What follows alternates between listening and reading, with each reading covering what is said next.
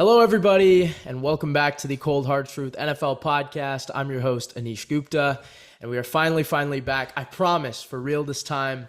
We've got episodes coming out every week on Saturdays, so please stay tuned for that right before NFL Sunday, so you'll get all your news and updates from us right before then. Kind of tune in on the weekends.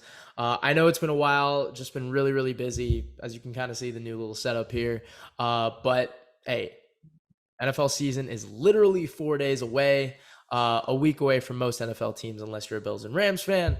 But without further ado, let's kind of get into this episode. It's going to be just me for today, but Shrikar and I will be recording weekly and with some guest appearances from an OG member, Jack, obviously. So be tuned for that. I'm really excited to get you guys some 2022 NFL content. So without further ado, let's kind of get into it. We're going to be talking around the NFL news, starting off with the Russell Wilson extension by the Denver Broncos. About a couple days ago, the Broncos signed him to a 5-year, $250 million extension with about $165 guaranteed. So my thoughts on the extension, I think it was a pretty good move for Denver, but it is a little bit risky considering Russ just got his first injury. It was a middle finger injury. Took him for about 3.5 games. Or so. It was really the first time he ever missed some NFL action. But I think what Denver was kind of doing with this deal, they were saying, hey, we just want him locked up and to be our quarterback of the future so we don't have to worry about things like this. Obviously, John Elway and George Patton have really struggled to find a quarterback in the last 5 years. And I think they've kind of got one locked up, a really proven commodity. And I think it's going to be really hard for Russell Wilson to fail in this situation. Especially with kind of what Nathaniel Hackett's got going on. I think they've got some really solid personnel around him. Obviously, you can talk about Javonte Williams and Melvin Gordon. I think that's going to be a really good committee to kind of run some outside zone. And then the receivers, obviously, I think Jerry Jeudy is one that people are really looking for to break out. Courtland Sutton is a really solid X. He kind of showed it in 2019. Tim Patrick won't be there, which really sucks because you're going to have to see Jeudy play a lot more on the outside when in reality he really thrives from out of the slot. But, it's something that you're going to have to pay for, and hopefully Jerry Jeudy can kind of, expand his horizons and get better there, especially with some route running on the outside, getting some more inside leverage. Got to work on that split release still. I think he'll be able to do that with this season. Not to mention, I think their offensive line did get a little bit better. I still like Garrett Bowles as a blindside blocker. I think that's the best blindside blocker that Russell Wilson has had in a very long time. So, I mean, you could argue Dwayne Brown, but let's kind of see how it goes. And I think the defense is really solid with, Justin Simmons. Bradley Chubb, I know a lot of people are hoping for a breakout. It's been 4 years now, so, can you put it all together? I think the front seven is pretty solid.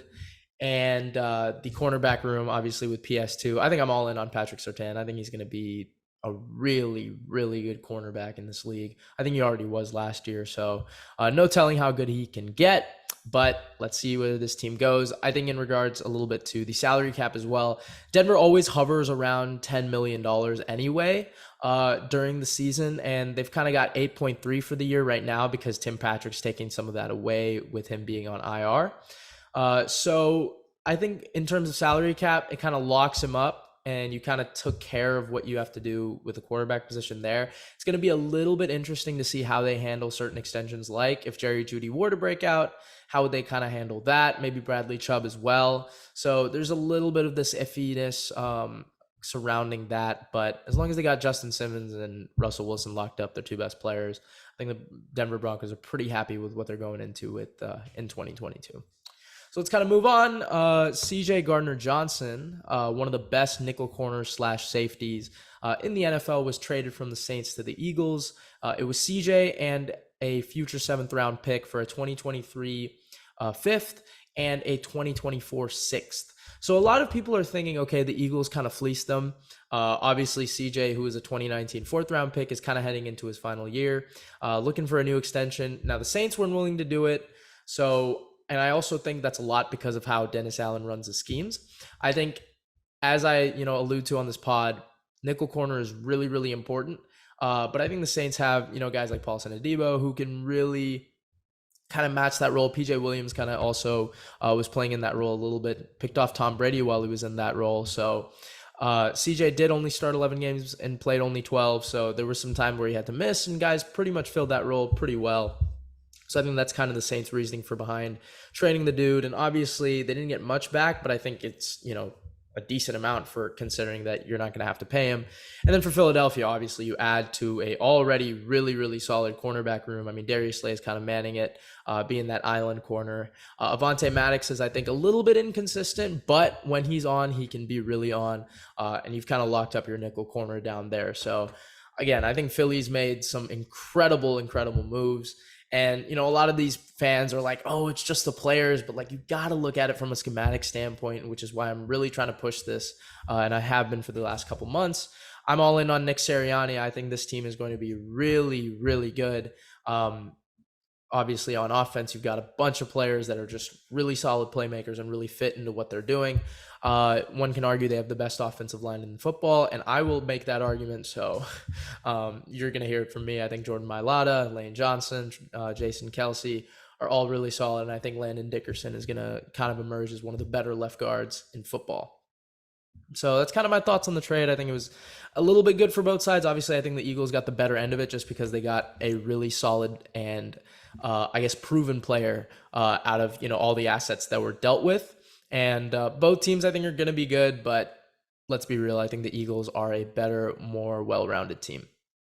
Final thing on around the NFL news. It's a little bit of a fun topic. Baker Mayfield released some t-shirts in regards to his upcoming week 1 matchup with the Cleveland Browns. And it's obviously like a little bit of like a shot, right? Because there's some graphics where it's like him like beating the Browns and ride with 6. I obviously, I'm kind of torn apart in these type of situations. I just can't wait for the week to be over, but I'm so excited for the game. I'll always show love to Baker. I'm always going to be a Baker Mayfield defender. I just would say for him, right, if you really want to push that brand out, do it after you've beaten the Browns, right? Like after you do it, okay, then, at least you've proven it. But I think that was kind of his problem in Cleveland, which is why he brought on so many haters. It was just like all the progressive commercials, all this and, all these ads. And it was like, you hadn't really proven yourself in the league yet before you started doing those ads, which is why it made it so easy to kind of root for him when he failed. Obviously 2019 was a really, really big failure for him. And then 2020 kind of shut up some haters, but playing on that torn labrum, you kind of brought those guys back. So it's interesting to see how he'll do this year. I'm really, really excited. That's just me. I've always, been a Baker defender, and I think the Panthers are going to be a lot better. But in terms of the marketing shirts, let's wait before you beat a team before, kind of throwing some shots at them. All right. Moving on, we're going to go into some fantasy football. I promised one fantasy segment every time we record, and this is going to be that one.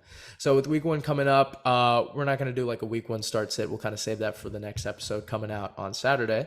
But here's what I was going to kind of do. What's one last minute player that you should try to trade for before his value skyrockets? And for me, that's going to be Travis Etienne. And obviously I'm kind of addressing a lot of PPR formats in this one. Travis Etienne is a guy who literally has not touched an NFL field yet because he had the Lisfranc injury in 2021. But I'm all in on him in 2022. He looked really good in the preseason. I think he's kind of usurped James Robinson as being more of a focal point in this offense. And I think with Dougie P and how they run their RPO schemes and stretch bootlegs, James Robinson is just not as good of a fit as Travis Etienne is. Obviously, Etienne can catch way better out the backfield.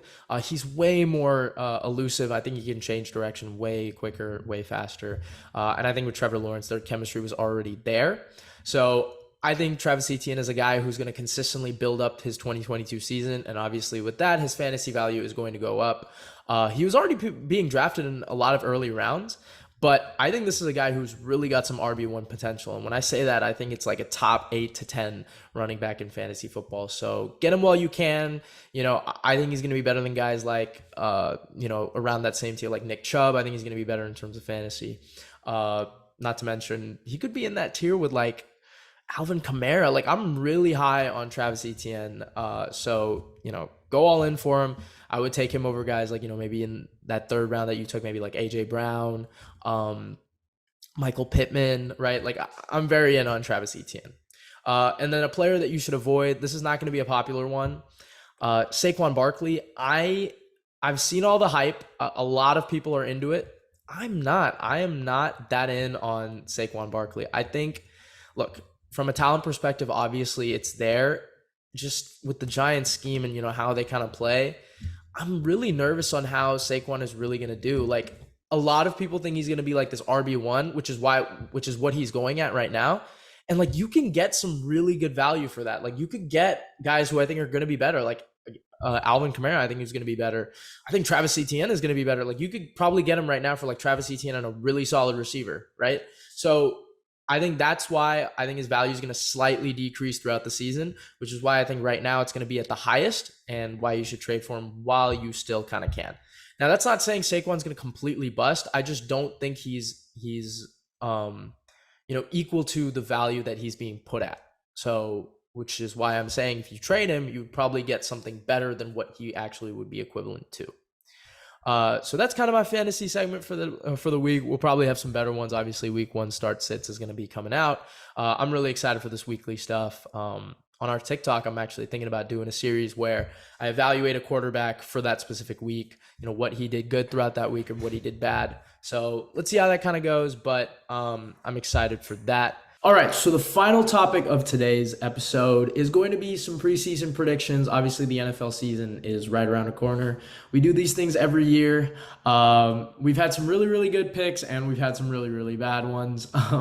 But I wanted to go really bold. I always do, and I have in the last 3 years. It's just been my favorite thing to do, just because if you hit it, it's just really, really fun.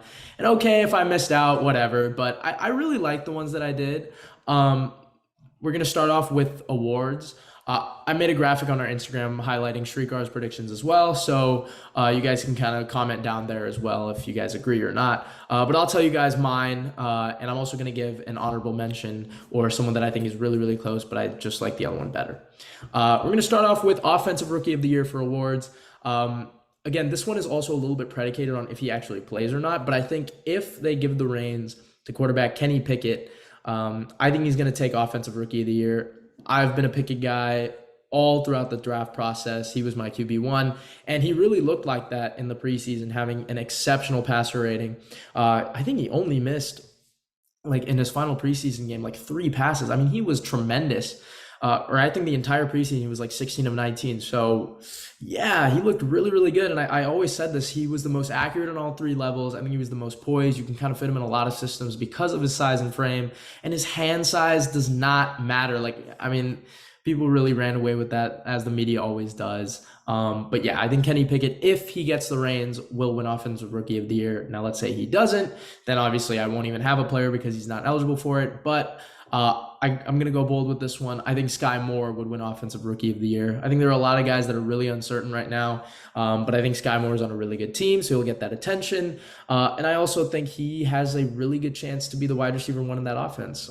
Juju Smith-Schuster is not really a guy that you would put at X, and neither is Marquez Valdes-Scantling, so that leaves Sky Moore, who's probably their Z right now. I think he's a guy that can really operate and do some damage out the slot, or actually run as their single receiver formations because of how fast and technically gifted he is. So those are my Offensive Rookie of the Year predictions. We'll go on to Defensive Rookie of the Year. I'm going to go with Sauce Gardner for the New York Jets. Obviously, you saw the hype coming in, didn't allow a single touchdown. He didn't allow a single catch in the preseason, and I thought that was really, really impressive. He's just a guy that you can put on the island. He is so fundamentally sound, and obviously his size helps him in a lot of ways. He's a guy that you can line up on press coverage, you can line up in a zone. He plays his part absolutely perfectly, and I think that's going to garner a lot of attention going into this year. We haven't seen a corner win it since, I believe, Marshawn Lattimore in 2017, so I think Sauce Gardner is going to be the new Stevie who wins Defensive Rookie of the Year. Obviously, honorable mention will be Aiden Hutchinson, the preseason favorite, and why not, right? He should have been the number 1 overall pick to a lot of people. I think he was the most, overall solid player. I think he had the least weaknesses, and for good reason. And I think on the Lions, he's going to have to really, really help that defense out. They don't really have much in the front seven there, guys that I don't really, really like. And I think especially putting him on the edge, he's going to do a lot of damage. So that's my honorable mention, but I think Sauce Gardner is going to take it. Now for offensive player of the year, obviously like the clear-cut favorite right now is Justin Jefferson. And I'm actually going to go with that. That's probably like the most predictable one I probably have on this list. Justin Jefferson, there's literally nothing that you like can hate on coming into this year for him. Kevin O'Connell's offense is so receiver friendly, and Justin Jefferson literally should be lining up everywhere. I expect him to line up in the backfield on some plays as well, just because he is so gifted in pretty much everything he does. He's a really big receiver. He can line up in the slot. He's obviously going to be X now for the Vikings. Thielen kind of was that his first year in the league, and then kind of start of his second, but now I think he's kind of usurped Thielen and really getting all that CB1 attention. Kevin O'Connell, former quarterback, has really helped with Kirk Cousins a lot over the offseason, specifically his footwork, and I think that's going to be really good, especially with Justin Jefferson getting open a lot. Best split release in the game. I think I've been saying this. He's a guy that just gets so much separation, and I think he's got such a big frame that I don't think I've seen anybody with as good of a reach as J-Jeff has since DeAndre Hopkins. So all in on Justin Jefferson to win that. I agree with the media on that one. My backup one, I think also the media has, but I've been all in on this, Jamar Chase. I think he's going to take a leap forward, and I actually think T. Higgins is just not going to get as much of the ball, because Jamar Chase is going to increased his like knowledge of the game a lot this year, and I think he's learned how to separate in the NFL, because separating in the NFL is very, very, very, very different than in college. That 5-yard box is really, really important. I think receivers kind of have to learn how to utilize that, and I think he has, especially after last year. You kind of saw it, especially against the Ravens, against Marlon Humphrey. So I think Jamar Chase I'm all in on that. I actually do think at LSU he was the better player, and I think that he just has to show it in the NFL that he is the better player than Justin Jefferson. So I'm hoping one of the LSU boys win it, just kind of to prove me right. Defensive player of the year, again, I think the most popular pick is Micah Parsons, and I'm going to agree with that. The only reason why is because he has so much attention kind of coming into the year, and it's like he lines up everywhere. Like, he really is a defensive ace. 59% of his snaps were at Mike linebacker, and 41.3% of his snaps were on the edge. He kind of runs, again, I call it the Micah triangle, kind of like this. He'll run here or up here in the middle. So he is phenomenal. He plays so aggressive, but his instincts are really, really good. Obviously, there's a touch on that where it's like he relies too much on it, but there's really nothing you can say to say that Micah Parsons is not a great player. My backup is not going to be Myles Garrett, contrary to what you guys might think. It's actually going to be Nick Bosa. Him alongside Armstead, I think Nick Bosa, give him a full year, he's going to be just wreaking havoc and really showing why he is the most important player on that defense. You guys might think it's Fred Warner. I do think it's actually Nick Bosa. So he's my backup for defensive player of the year. Absolute stud off the edge. I think he's so gifted, especially on the 3-tech. He is a guy that just, that first step is just so quick for him, and his hand technique is really, really good. So he's going to be my backup for defensive player of the year. Comeback player of the year. I know I'm kind of just rapid firing through these, but comeback player of the year for me is going to be Christian McCaffrey. Now, I'm really trying to keep my bias out this one, but I think if he plays a full year, and he's obviously going to do what he does, probably around 1,000, like, I don't know how you don't give it to him. I think he's the most valuable running back in the league. They were 3-0, the Panthers, last year when he played, and then when he was out, they lose 4 straight and dip in 4 yards per play. It's kind of a really true testament about how good he is. I think he's going to be comeback player of the year. I really, really hope it. I think, honestly, him playing a full year and just being Christian McCaffrey standards will earn him that. Unless my honorable mention, which is Derrick Henry, has another record-breaking 2K season, then I think they would give it to him. But not that confident in it. I'm more confident in Christian McCaffrey kind of doing what he does. So please, fingers crossed, knock on wood for my boy CMC. Please stay healthy so you can shut up all these haters. I get so mad when I just hear like glass boy, or like he's not good because he's hurt. I mean, every game he's played in, he's been absolutely electric. I really can't name you the last bad Christian McCaffrey game I've seen when he's on the field. So CMC for comeback player of the year. Coach of the year, my number one candidate, I actually kind of talked myself into it kind of coming in. Nick Sirianni, I've been a Nick Sirianni guy for a really, really long time. Ever since he kind of came to the Eagles. And I know a lot of people were mad about that interview. I always talk about it, how he was like pausing and stuttering a lot. That is not an indication of how good a coach is. I think his schemes with running the football outside zone are so effective, and he is just such a smart schematic guy. He's really learned how to utilize a lot of crossing routes with Michael Pittman. That's why I'm all in on a Pittman breakout for the Colts. But now he's going to kind of do that with A.J. Brown, who is really thriving off that with the Titans. So all in on the Eagles, all in on Nick Sirianni. I think the Eagles will win this division, and he will win Coach of the Year. My backup is going to be rookie head coach Kevin O'Connell. Again, I was kind of talking about it earlier with Justin Jefferson. Very, very smart football analyzer. I think he's going to be really, really good with the Vikings. And I'm also all in on Minnesota this year. So those are my two guys for Coach of the Year. Obviously, you can talk about guys like Sean McDermott, kind of the runaway favorites. But these were two guys that I really, really wanted to talk to you guys about and push for Coach of the Year. Now, obviously, the final one, MVP.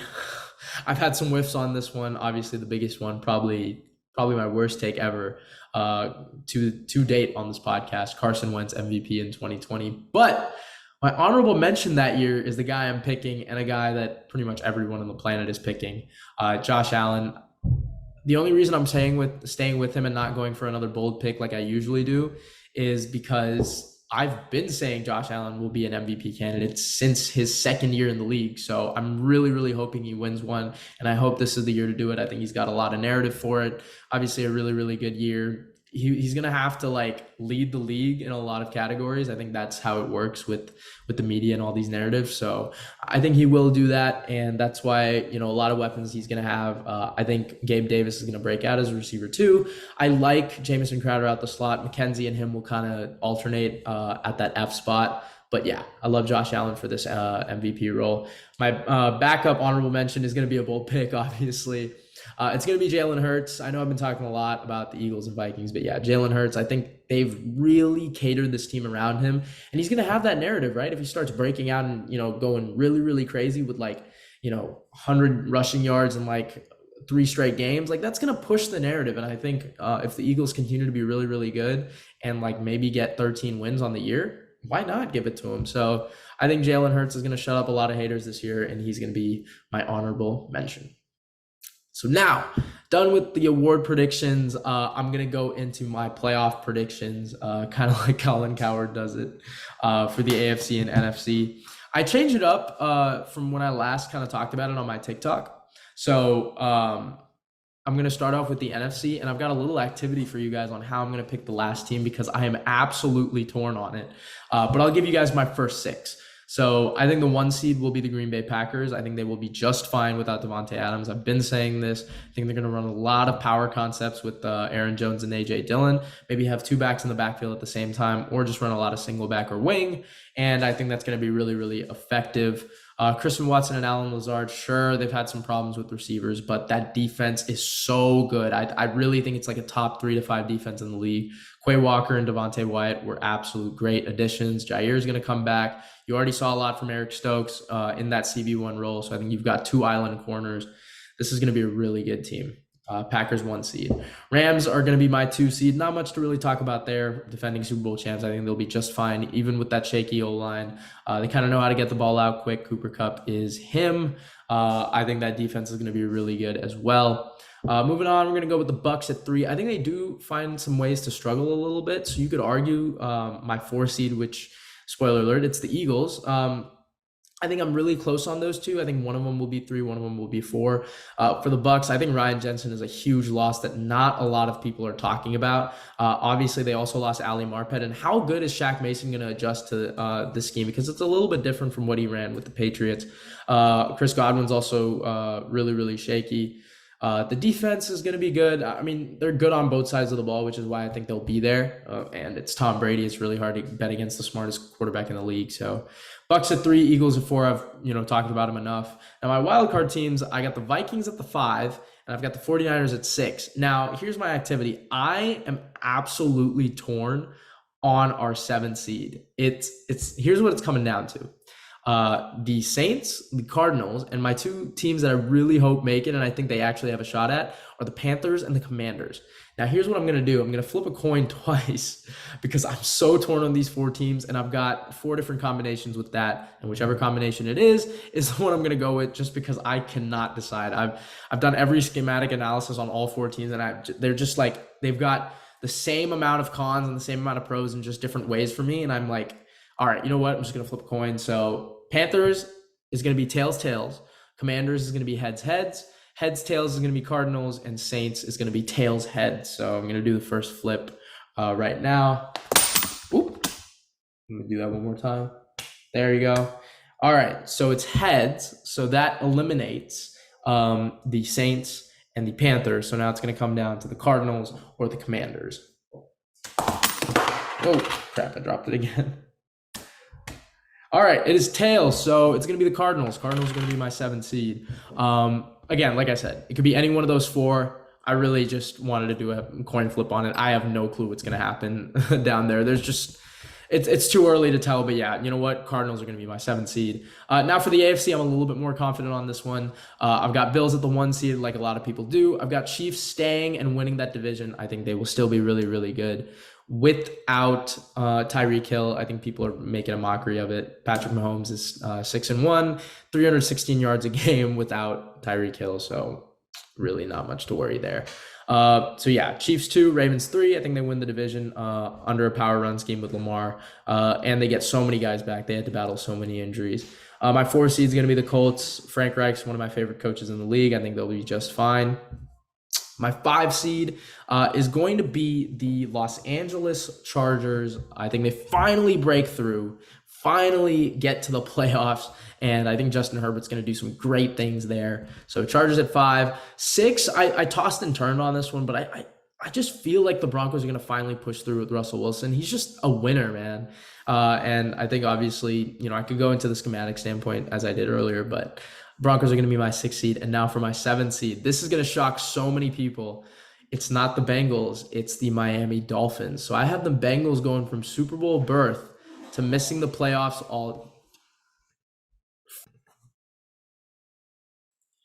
All right, so now for my AFC predictions, I'm going to start off with the Bills. I think that's everybody's number 1 seed. I also don't really see a reason why they wouldn't be improved on both sides of the ball. I think they will be just fine. The Chiefs are going to be my 2, which, again, I think they still win the division. Mahomes 7-1, 316 yards a game without Tyreek Hill. They'll be just fine. Second best offensive line in football, and I think the defense got a little bit better. Justin Reed, honestly, I think at this point in his career, has the chance to be better than Tyrann Mathieu this year. So Chiefs at my 2. Ravens are going to win the division for me. I like everything about them. Power run scheme with Lamar. I think Lamar bounces back. The defense is really solid. They're going to get all their players back. Marcus Peters, Marlon Humphrey. And don't be scared that Kyle Hamilton got burnt on a practice rep. That's not what they're going to use him for. He's not going to play single high anyway. That job's going to belong to Marcus Williams. So Ravens are my 3. Colts are definitely my 4. Frank Reich. I am all in on Frank Reich. He continues day in and day out, no matter who's the quarterback, just produce wins. So Colts are going to be my 4. My 5 seed is going to be the Chargers. I think this is the year they finally break through. They've just got too many pieces not to. My 6 seed is going to be Denver. It just seems like their year, man. Like Russell Wilson has always been a winner. It's just what he does. So Broncos are my 6. I've already talked about them schematically. My 7 seed is not the Cincinnati Bengals. It's the Miami Dolphins. So I have the Bengals going from Super Bowl berth to missing the playoffs as of right now.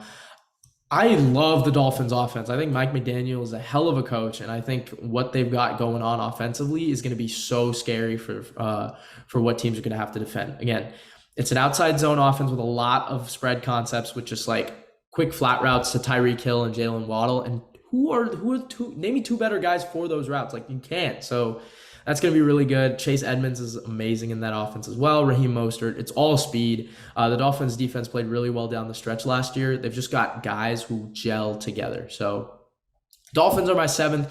Bengals, as of right now, I've got them missing. So it really just boils down to other teams getting better and the Bengals being the hunted, not the hunters. I know I'm going to get some shade for it. whatever. This is what I got right now. So, again, let me know in the comments if those were the three teams that you maybe see making it, or if there are any others that you're just like, yeah, they better be on there, like maybe the Raiders or something. And now that boils me down to my final prediction of the episode, Super Bowl pick, bold one. It's absolutely bold. I want all the comments on this one. Here we go. It's the Los Angeles Chargers out the AFC and the Minnesota Vikings out the NFC. I love both these teams. I just think offensively, both of them are so good. And defensively, they've gotten a lot better as well. The Vikings secondary is something that I'm a little bit scared about. But if Danielle Hunter can just play a full year, you're going to see the secondary be made up for a lot by their pass rush.